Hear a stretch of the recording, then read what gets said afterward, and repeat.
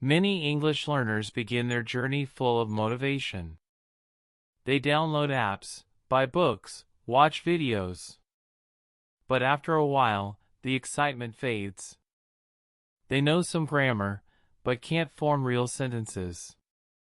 They understand words, but can't express thoughts. They feel stuck, like they've collected pieces of a puzzle, but the picture still doesn't make sense. One of the most powerful ways to break through this wall is by hearing and understanding real stories. Stories help connect language with feeling. They stay in your memory. They make you want to keep going.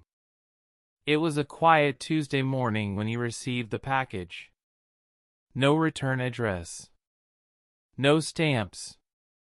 Just his name, written in black marker, on a small cardboard box placed gently at his doorstep. He looked around.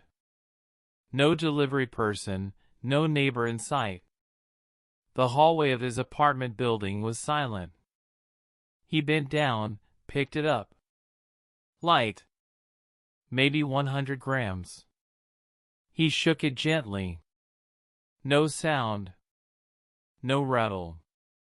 Inside, there was only one item. A small, silver key. Old, but clean. No note. No explanation.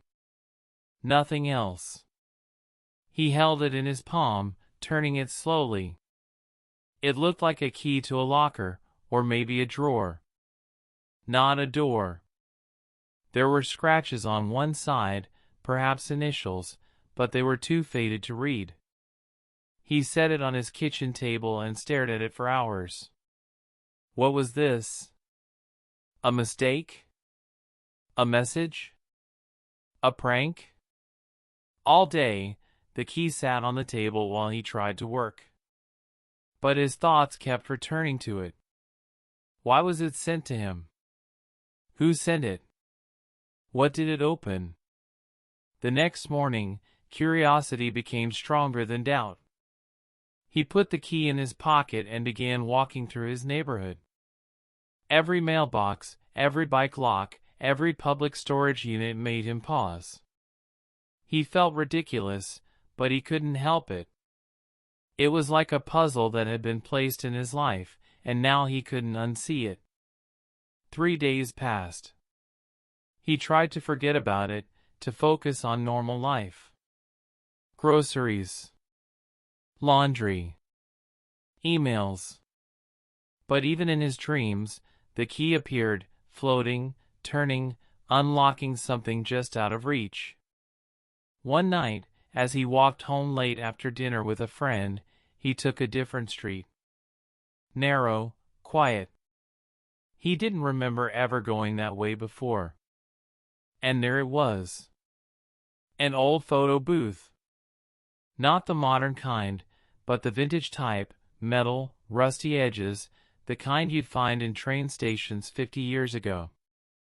On its side was a small plaque, out of service. But what caught his eye was the lock. It was silver. It was old. And it looked familiar. He pulled the key from his pocket, his heart beating faster. He knelt down, fit the key into the slot. It clicked. The lock opened. He hesitated. Looked around. No one. He slid the booth door open. Inside was a small wooden box. No wires, no cameras. Just a box. And inside the box, a photograph. Black and white. It showed a man standing in front of the same photo booth, holding a child. The child was him. He was sure. Same eyes. Same nose. He had seen a similar photo before, once in a family album, but this one was different. On the back of the photo, in neat handwriting, were the words, "You're closer than you think." He sat on the sidewalk for a long time that night, holding the photo, staring at the booth. So many thoughts passed through him. Why had the photo been hidden? Why now? Who sent the key? There were no answers. Only feelings. A strange mix of fear and comfort, mystery and recognition. What did he learn? He learned that language is like a key, sometimes given without instruction. But with patience, you find what it opens. He learned that following a small clue, even when it makes no sense, can lead you to pieces of yourself. And he learned that stories are always waiting for you, sometimes hidden, sometimes sent directly to your door. We share stories like this every day to help you learn English in a real and human way. Come back tomorrow for the next one. And if this one made you curious, maybe tell someone else who's learning too.